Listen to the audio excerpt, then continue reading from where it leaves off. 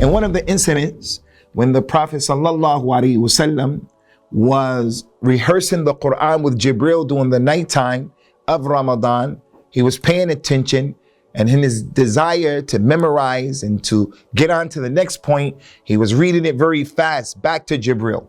Allah Ta'ala told Jibril to tell him, sallallahu alaihi wasallam, لا تحرك به لسانك لتعجل به إن علينا جمعه وقرآنه. Ya Muhammad, don't read the Quran like that, very quickly like that. I think most of you saw on the YouTube, Ferrari Quran in Ramadan, you saw that? That's a proof that that recitation is haram. Ferrari Quran is against what the Quran is saying. There's an ayat about divorce. Surah Al-Baqarah, these ayats about how to divorce. Allah Ta'ala mentioned, وَلَا تَتَّخِذُوا آيَاتِ اللَّهِ هُزُوًا.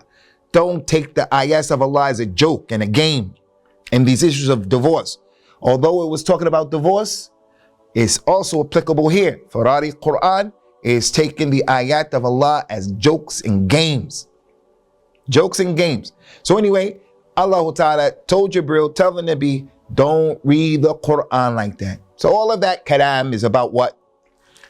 If you don't get someone to sit down with him and to learn how to read that Quran, even if you're an Arab with a PhD in Arabic language, you are not going to read that Quran correctly. It's not possible. Not meaning Allah can't do it. It goes against the sunnah of Allah. That he mentioned in the Quran, sunnatullahi fil ladina khalu min qabl wa lan tajidu li sunnatillahi tabdila. That's the sunnah of Allah where those people went before. And you won't find any change in the sunnah of Allah. Any change. Please like, share and subscribe to the Digital Member YouTube channel and hit the notification bell.